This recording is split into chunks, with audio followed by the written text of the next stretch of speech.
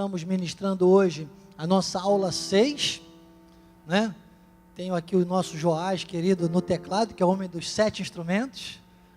A sua namorada, Ferreirinha, lá, apoiando. Pelezinho no som. Uma bênção, viu? Uma bênção total.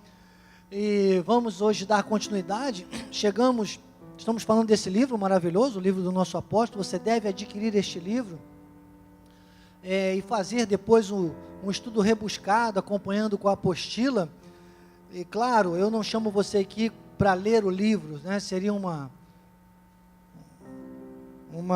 postura totalmente equivocada, um abuso, né, com a sua confiança, mas eu faço aqui uma releitura, né? Nós usamos o tema e traçamos momentos especiais e muito pessoais e diretos para que haja crescimento e capacitação espiritual na vida de cada um, inclusive na minha, porque a palavra corta dos dois lados. Chegamos aos capítulos 10 e 11, no finalzinho da apostila. Você que chegou hoje, pode dizer, que peninha, né? Estou pegando só o finalzinho da apostila, mas não tem problema. Nós temos o nosso grupo, Escola de Capacitação, lá no Facebook, né? Onde eu estou sempre postando o link das mensagens, e temos também o canal do YouTube, que é Missões Cristo Vive, onde você tem uma playlist, Escola de Capacitação, e todos esses últimos temas de 2017 para cá, você já encontra lá no nosso canal, tá bem? E com certeza, estas aulas anteriores estão todas lá para você poder acompanhar passo a passo. Oremos. Deus maravilhoso, Tu és fiel, Senhor, Tua fidelidade é incomparável, é grande, Pai. Obrigado, Deus. Mais uma vez, ao ministrar a palavra da Tua graça, eu declaro a minha submissão ao trono da Tua graça, ao manto que cobre este ministério, a visão que Tu tens sobre a vida do apóstolo Miguel Ângelo para a última reforma protestante, Pai. Pela Tua graça, sou o que sou, usa-me e fala aos nossos corações. A minha suficiência vem de Ti, Pai. Certamente, focado nas 14 epístolas como prisma da Tua palavra, nós seremos poderosamente abençoados, porque Tu disseste que esta palavra edifica, dá vida e dá herança. Eu creio e recebo e compartilho em nome de Jesus. Amém? Diga amém. Opa, amém. Glória a Deus. Obrigado, Joás, querido. Nós já tratamos até agora de momentos muito especiais, por isso eu te aconselho, né, a ir lá na nossa playlist e assistir os temas anteriores. Mas hoje nós entramos neste tópico aqui dos capítulos 10 e 11, e o 10 fala sobre o poder da prosperidade. Sabe que Deus me falava alguma coisa muito interessante sobre essa questão, não é, do poder dele na nossa vida, de como Deus opera hoje, que é nesta terra, através da nossa vida, através da nossa existência, ao ponto de Paulo dizer, Cristo em vós, a esperança da glória. E então, irmãos, nós precisamos estar muito focados. Paulo um dia disse, olhando para Jesus, né, autor e consumador da nossa fé. Hebreus 11 diz que fé é a certeza de coisas que se espera e convicção de fatos que se não veem. Então eu pensava, né, nós precisamos crer para ver e confessar para receber. Não abra mão disso. Entenda que primeiro você precisa crer, para depois você ver. E depois que você enxergar o que Deus está te mostrando, e você enxergue, Deus te mostra, confesse aquilo que Deus te mostrou, irmãos. Você está entendendo como eu começo a nossa introdução, né, do nosso tema nesta manhã? Porque existe um poder da prosperidade. Aqui na página 133, nosso amado apóstolo Miguel Ângelo diz assim, o poder da prosperidade divina existe. E a sua mensagem eficaz existe mesmo antes de nós termos nascido, ou mesmo antes de qualquer igreja ter sido constituída sobre esta terra. Esta é verdade eterna, verdade transformadora, que quando vivida, cura feridas mentais, problemas de depressões e angústias, medos e ansiedades na mente dos filhos de Deus.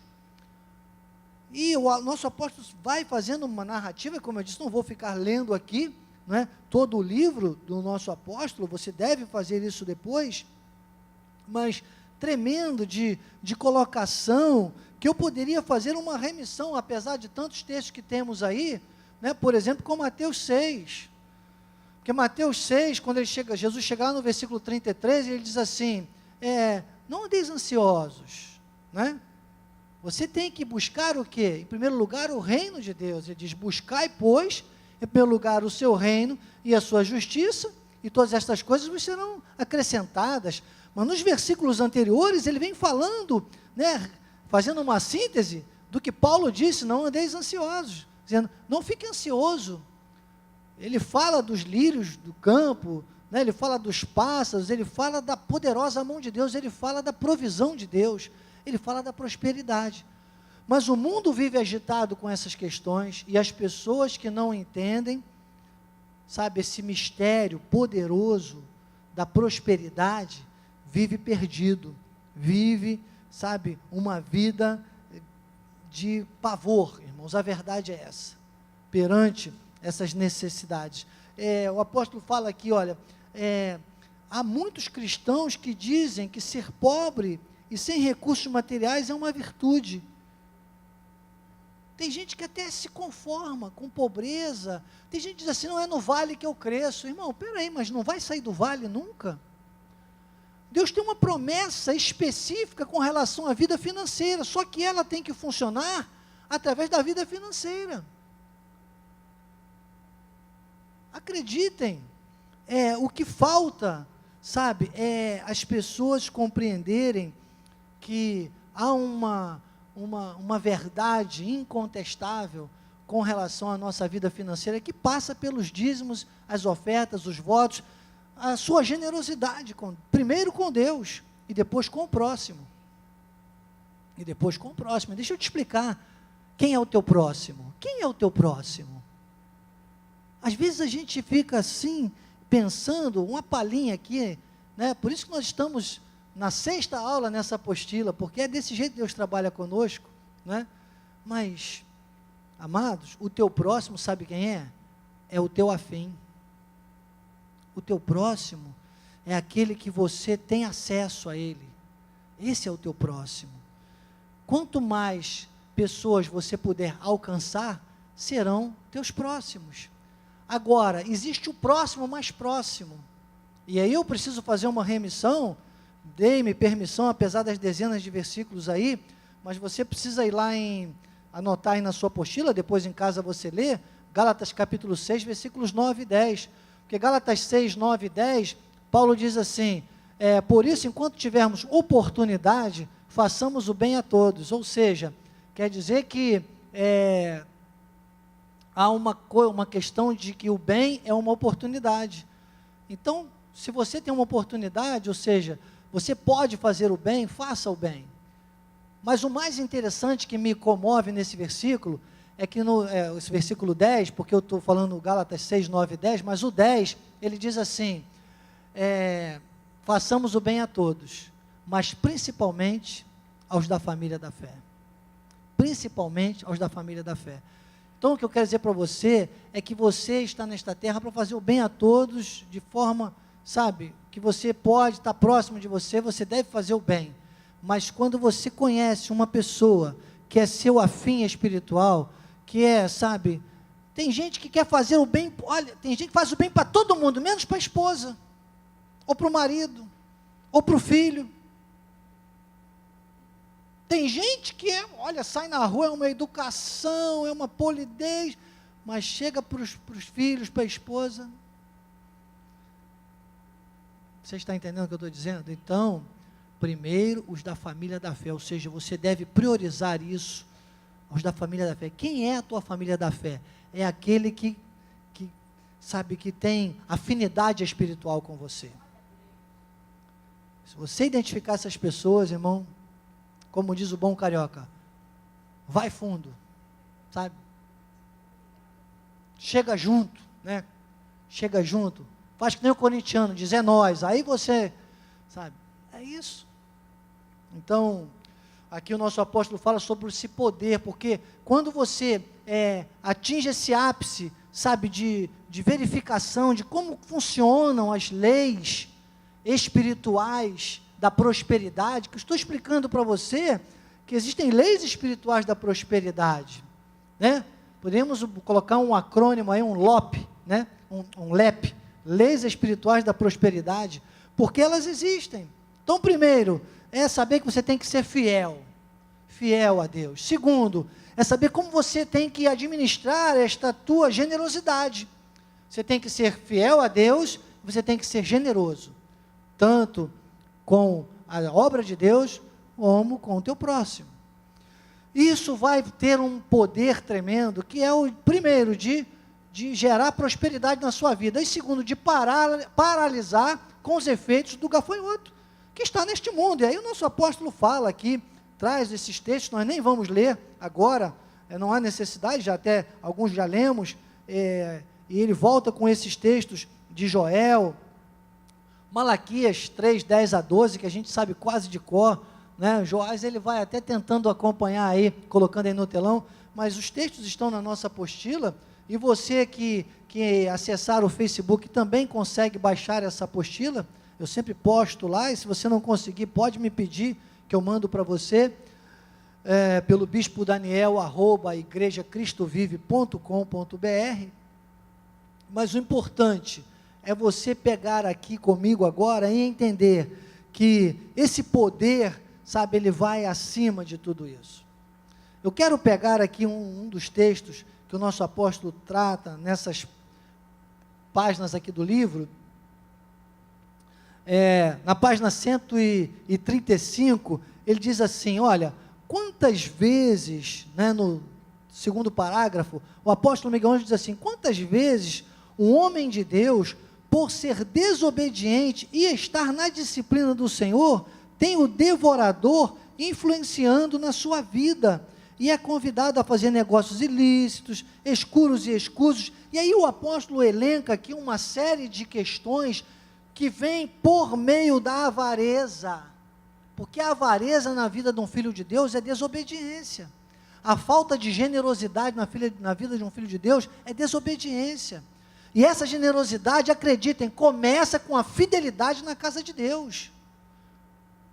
Se o cara não, desculpa usar essa expressão popular, né, mas se a pessoa, né, não consegue nem ser fiel, dizimista e ofertante, você imagina que ele vai ser generoso com mais alguma coisa? E aí o que acontece? Ele está em desobediência. E se está em desobediência, amado, não adianta, você fica acessível. Você fica acessível às intempéries deste mundo, à concupiscência da tua carne, aos dardos do maligno, ao mistério da iniquidade que já opera.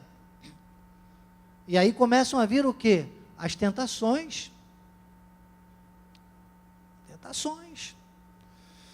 E na página aqui 137, o apóstolo diz assim, olha, apóstolo Miguel Ângelo, nós hoje vivemos a dispensação da graça de Deus, onde todas as promessas para a vida, para a piedade, já nos foram dadas, mas nós também fomos chamados à obediência, porque tem princípios inerentes, sabe, princípios inerentes à vida espiritual, que não podem, não mudaram, mudou o pacto, mas os princípios não mudaram, e o deles, que eu posso ressaltar aqui hoje, chama-se obediência. O crente quando erra, quando peca, não é livre-arbítrio, é desobediência, porque o crente não foi chamado para pecar, nem para obedecer, diz a palavra, nós fomos postos para a obediência. Então ele diz aqui, olha, na medida em que eu desobedeço nesta área, eu sofro danos, embora a minha salvação seja certa e garantida. Então, nós quando falamos de vida financeira, nós não estamos falando de salvação, nós estamos falando de qualidade de vida espiritual nesta terra. sabe? E aí o apóstolo comenta, o Malaquias 3, 10 a 12, que eu digo, amados, com toda a garantia para você espiritual, Malaquias 3,10, quando o Senhor promete lá e diz, eu vos abrirei as janelas dos céus e derramarei sobre vós bênçãos sem medida, acredite, na mesma visão que ele deu a Joel e aos outros profetas menores, esta janela já foi aberta, a bênção já está à disposição, tudo já está consumado, Deus não está destravando janelinha do céu na hora que você dizime a oferta, não, apenas há uma conexão da obediência, que as pessoas rompem e cortam. Então,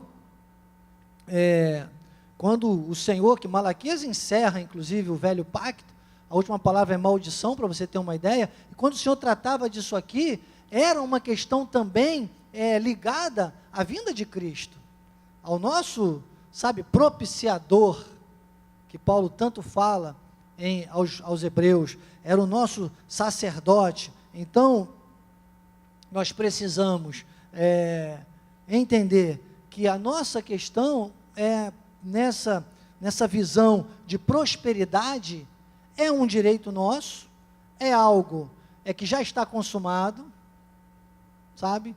E é só uma questão de obediência. Eu tive que repreender um dos nossos líderes locais há um tempo, de forma veemente, porque a pessoa foi falar de ofertório na igreja e disse, olha, se você não tem como, vem aqui com um envelope vazio que eu vou orar mesmo assim. Eu perguntei àquela pessoa, onde ela aprendeu isso? Onde ela viu isso? Onde tem isso na Bíblia? Não tem. Até o salmista, salvo engano, há muito tempo eu não uso, mas acho que é no Salmo 126, que ele diz, o que andas chorando e gemendo enquanto semeia, voltará com júbilo recolhendo os feixes. Você pode estar gemendo e chorando, mas tem que semear.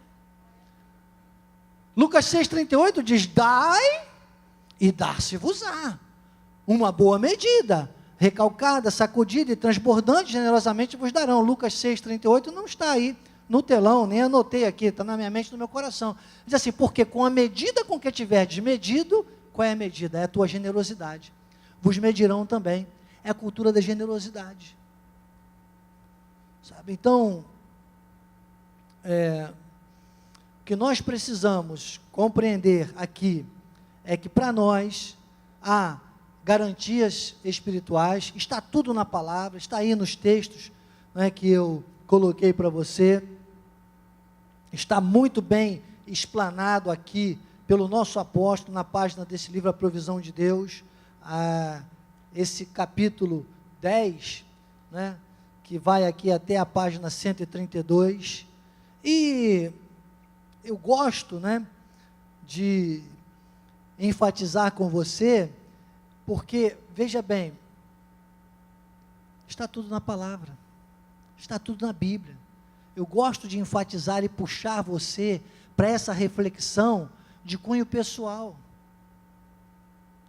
porque são coisas, que nós precisamos fazer. Você não pode fazer pelo outro, tem que ser uma decisão nossa. Isso é uma questão, de foro íntimo. O direito chamaria de personalíssimo, ele não passa da pessoa, é personalíssimo, é entre você e Deus.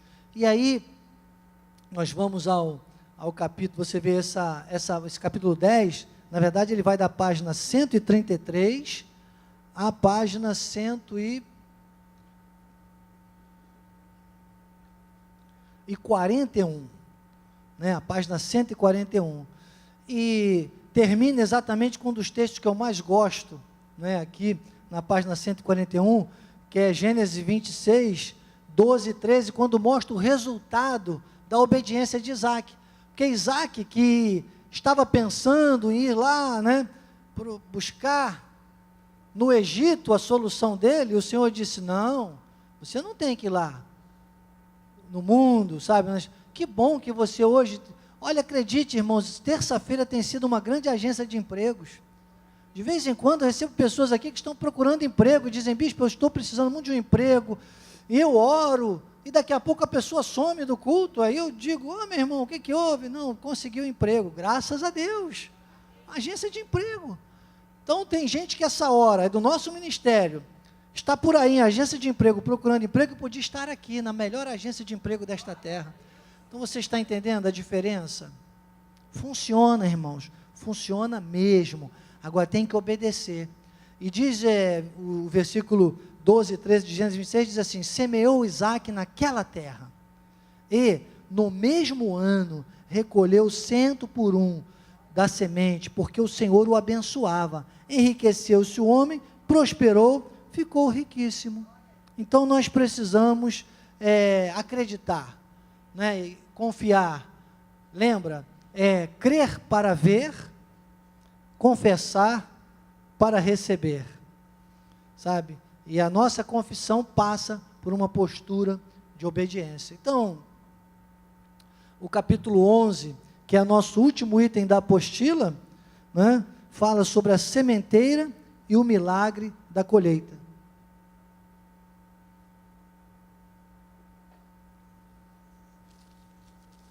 Então nós precisamos primeiro, irmãos, pensar o seguinte: é tão importante, pense muito nisso que eu vou te dizer agora, por isso que eu digo que quando você escolhe, por exemplo, né, estar aqui numa terça-feira, trazer a sua semente numa terça-feira, para mim, porque não que eu esteja, claro que todos os nossos cultos, o altar apostólico é o altar para você semear, a igreja Cristo Vive é a sua igreja, mas com relação à minha pessoa, o dia que eu estou ministrando, você também está honrando diferenciadamente a minha vida. Então, é essa questão que eu digo. Por quê? Porque nós precisamos escolher muito bem onde semear. Porque tão importante quanto a sua semente é o lugar onde você lança a semente. Pense comigo, são 3 coisas importantes. É a semente que você tem que semear, é o lugar onde você semeia e as condições climáticas, entendeu, Judinha? As condições climáticas para que a sua semente germine.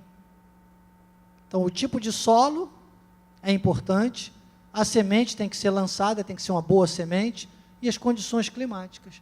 E o apóstolo Miguel Ângelo, aqui na página 143, ele começa dizendo assim: a sementeira e o milagre da colheita, ele fala, a contribuição deve ser com alegria, e não por necessidade, ou seja, é a forma de você semear, para que a sua sementeira seja, né, você já está lançando a sementeira espiritual, você já está lançando uma boa semente, e a forma que você está semeando, as condições climáticas, não é? Aquilo que envolve o seu ato de semear, ele diz aqui, o ato de dar deve ser feito a cada dia. Há pessoas que pensam que quando dão estão perdendo. Dizimar não é perder, é ganhar, é investir no próprio Deus. Ele pode fazer-nos abundar em toda a graça. Deus faz abundar em tudo e em todas as coisas. Eu não posso ser salvo e não ter dinheiro. Eu não devo ter salvação e dinheiro e não ter saúde. Eu devo ter sempre e em tudo ampla suficiência. O que o apóstolo está dizendo aqui? Ele está dizendo que a nossa salvação, o plano de Deus, a graça maravilhosa, ela envolve tudo. Como é que você vai pregar um Deus maravilhoso, se aquilo, desculpe, irmãos, só tem desgraça na sua vida? Como você vai dizer que você é da graça, se você só tem desgraça? Desgraça é falta de graça, sabe? Você não pode ser um desgraçado, você tem que ser um engraçado, né? Por isso que eu faço você rir aqui de vez em quando, né? Então, você apenas fazendo um trocadilho para não ficar cansativo, mas entender, né, que esse plano ele tem que ser completo. Há pessoas que vivem no fracasso, nada muda, nada acontece, entra ano, sai ano. Por quê? Alguma coisa tem que ser observada, sabe? Então, Deus multiplica a nossa sementeira quando dizimamos. O Senhor nos dá, aumenta, multiplica. Aí o apóstolo usa esse, que é o texto, um dos textos que eu mais amo, praticamente é quase que o nosso moto aqui nas terças-feiras, né, para falar de dízimos e ofertas, e ele vai em 2 Coríntios, já vai lá no versículo 11 do capítulo 9, dizendo: enriquecendo-vos em tudo. Eu tenho batido nesta tecla aqui, irmãos, eu gosto, é a forma como Deus trata comigo, né, desses paraquês da Bíblia Sagrada.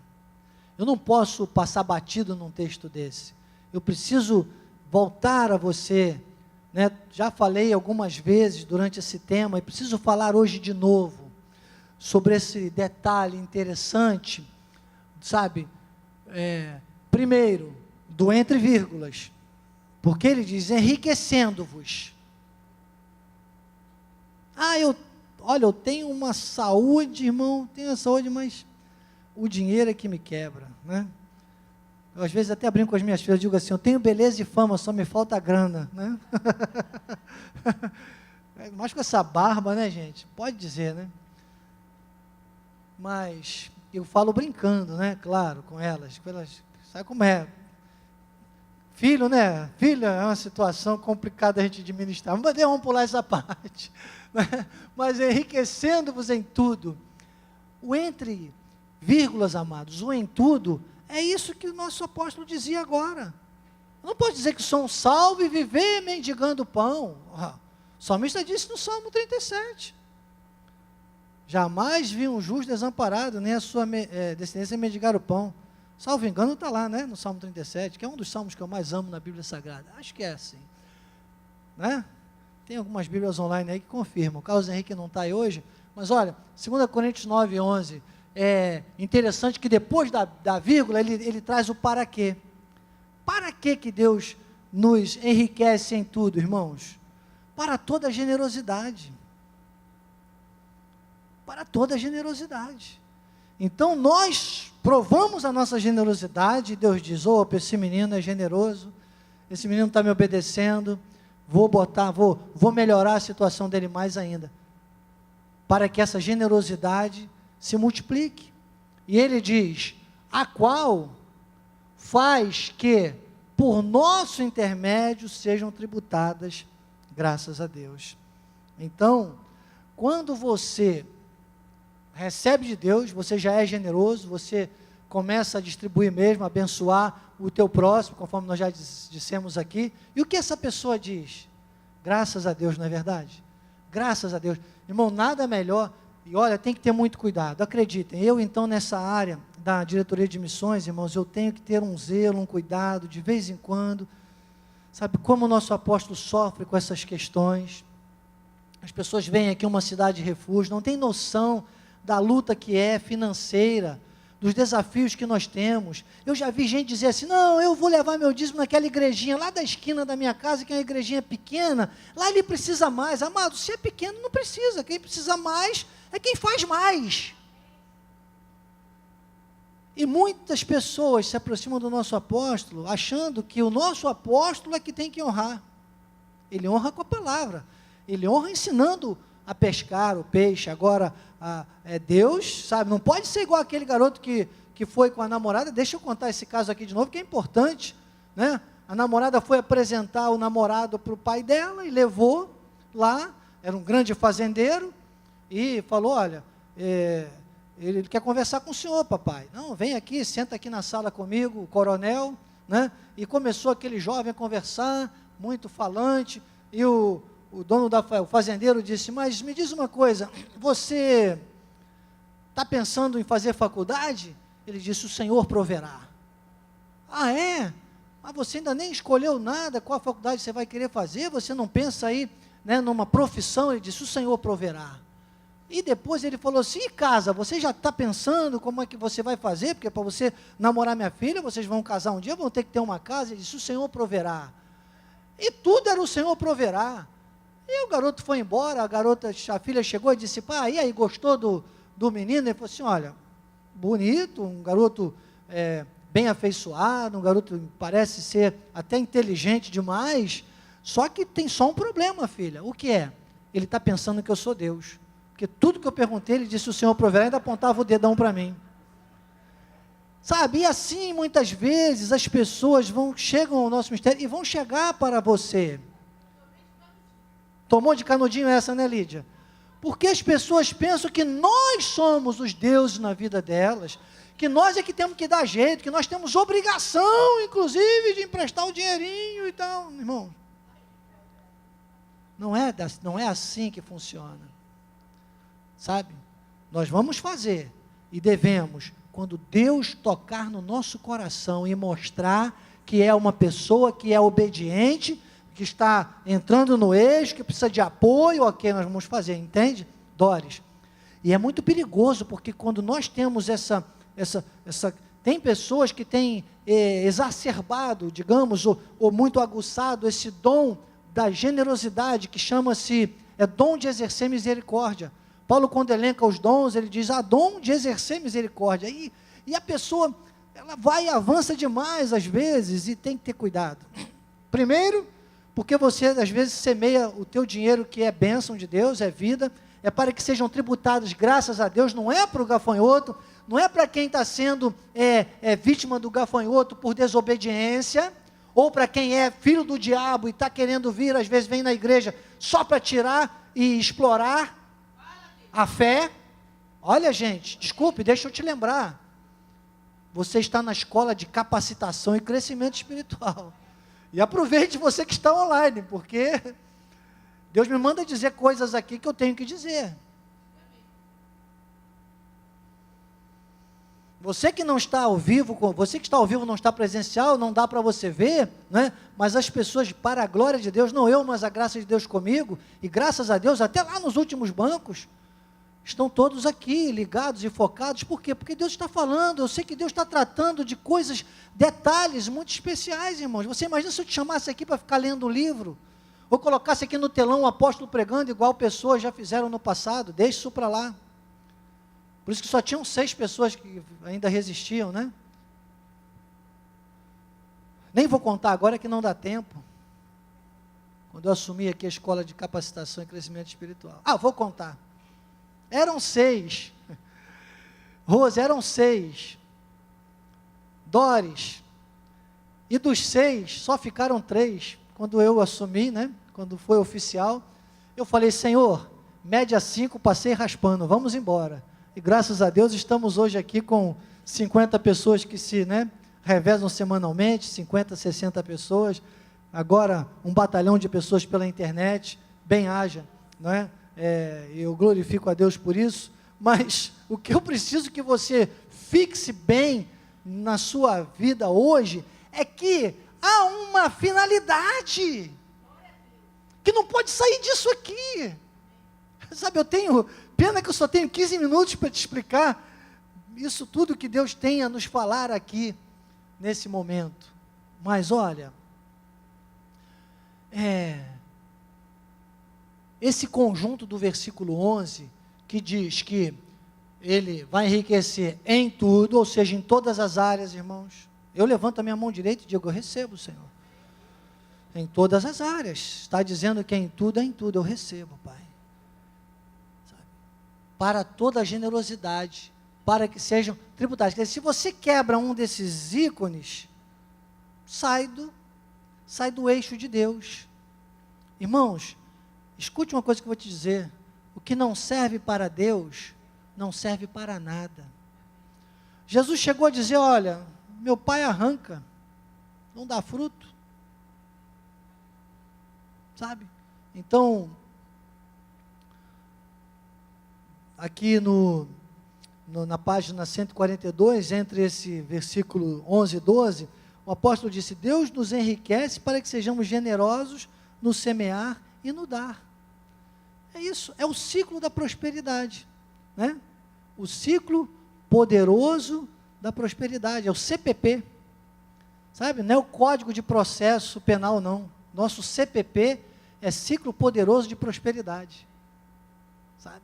É isso. E o 12 ele diz, porque o serviço dessa assistência não só supre a assistência dos santos, mas também redunda em muitas graças a Deus. Então, quando você está semeando no lugar certo, né? Você está, olha, quem semeia na Cristo Vive, por exemplo, irmãos, nós temos a graça de Deus mudando e transformando vidas aí. Agora há poucos dias eu estava assistindo, quando o nosso apóstolo foi honrado aqui pela Academia Evangélica de Letras, os líderes dizendo, olha, eu não saio de casa sem assistir o apóstolo aos domingos. Porque, sabe, nós temos o culto cedo, né? Na Band, me parece.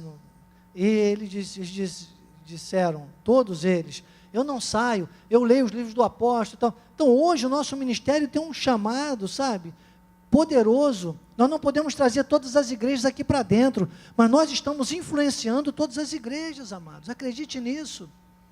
E por intermédio da tua semente, são tributadas graças a Deus. Então, versículo 13 diz, visto como na prova dessa ministração glorificam a Deus pela obediência da vossa confissão quanto ao Evangelho de Cristo e pela liberalidade com que contribuís para eles e para todos. Precisamos, aí diz o apóstolo, precisamos de pessoas liberais e generosas no contribuir também nas ofertas. 2 Coríntios 9,15, graças a Deus pelo seu dom inefável. Então, é um dom de Deus, amados. Sabe, o apóstolo diz assim, quem dá é uma pessoa que tem um dom inefável, que não se pode exprimir por palavras, né? Ele dá a definição da palavra inefável, não tem como mensurar por palavras. E uma coisa interessante aqui também, de todas que o nosso apóstolo diz, que eu acho legal também, é um diferencial, é um divisor de águas, digamos aí, um sinal, é alguma coisa que você pode, sintomático, não adianta, você vai ver isso, você vai começar a sentir. Mateus 4, do 1 ao 11, eu não vou ler o texto todo, não precisa também, talvez seja por isso que eu não coloquei na apostila, mas Mateus 4, do 1 ao 11, fala sobre a tentação no deserto de Jesus, né? Eu acho legal, logo esta definição do versículo 1, que diz assim, Mateus 4, 1 a 11, diz assim, a seguir, foi Jesus levado pelo Espírito ao deserto para jejuar. Que bom que não está no telão, porque pouca gente entende isso. Primeiro que eu quero dizer para você, não é isso que está escrito. Jesus não foi levado ao deserto para jejuar. Jesus foi levado ao deserto para ser tentado pelo diabo. Primeira coisa que eu quero dizer para você, é que o deserto prefigura aqui, esse mundo em que todos nós nos encontramos. Este mundo para os salvos, esta terra, esta existência humana, esta vergonha nacional, por exemplo, que nós estamos vendo hoje aí, isso é o nosso deserto, irmão. Sabe, às vezes você faz tudo certinho, aí acontece uma chuva igual aconteceu, e aí você vê as próprias autoridades públicas fazendo tudo errado, né? Você passa a vida toda cuidando da tua calçada, porque é a tua obrigação, senão você paga a multa. Agora a minha calçada está uma semana lá, cheia de árvore cortada, cheia de galhos de árvore, ninguém foi lá tirar até hoje, nem sei se vão. Então são coisinhas que às vezes a gente pensa, né? Não pode, vamos continuar fazendo o certo. Já estou até pensando, de repente, se demorar muito, de eu mesmo fazer aquele trabalho lá, fazer o quê?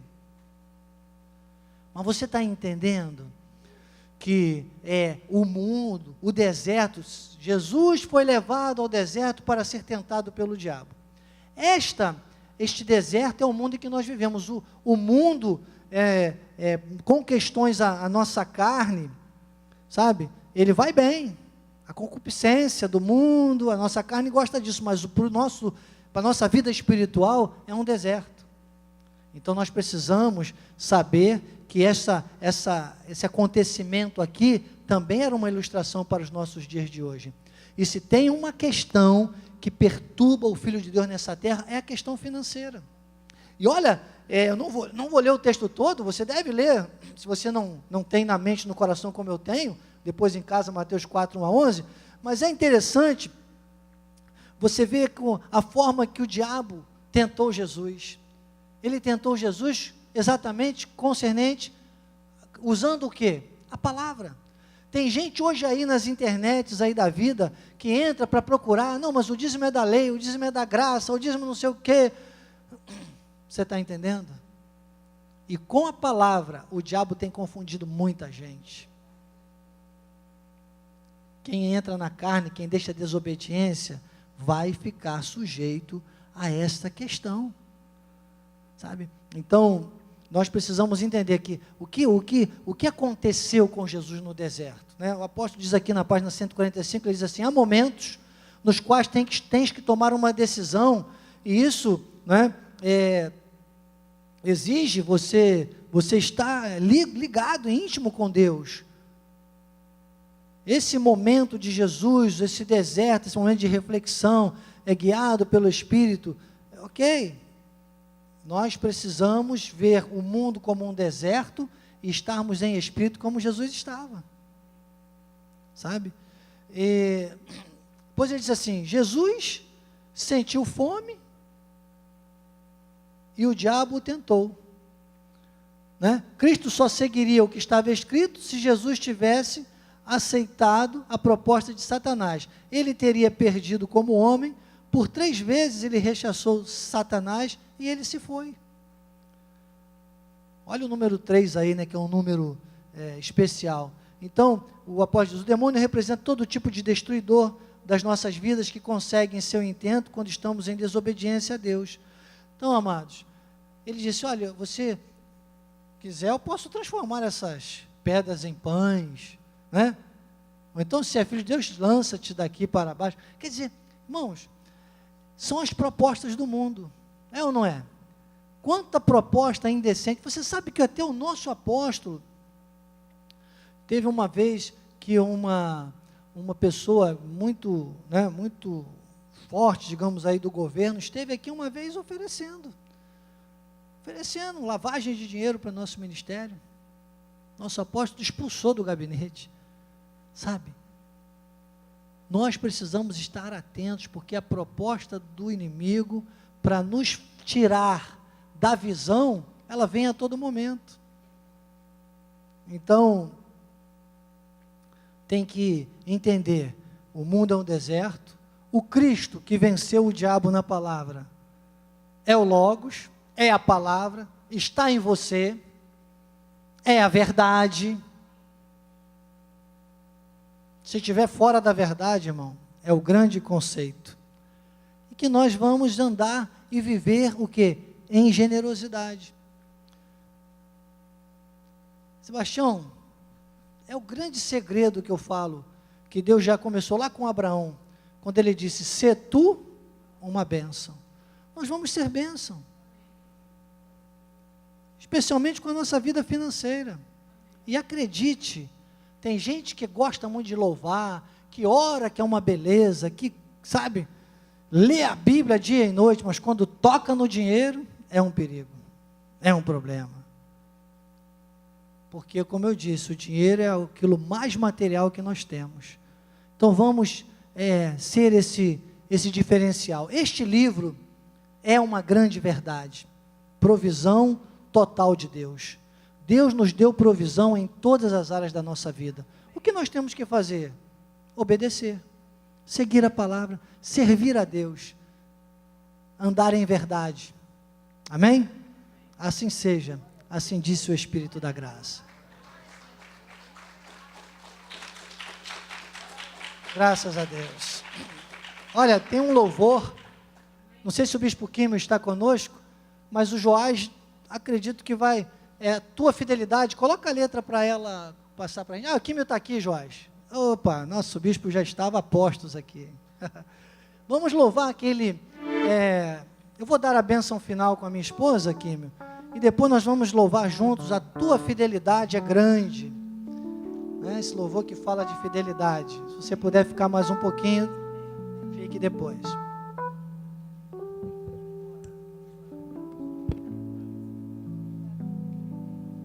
Glórias a Deus. Obrigado, Jesus. Obrigado por mais essa terça-feira.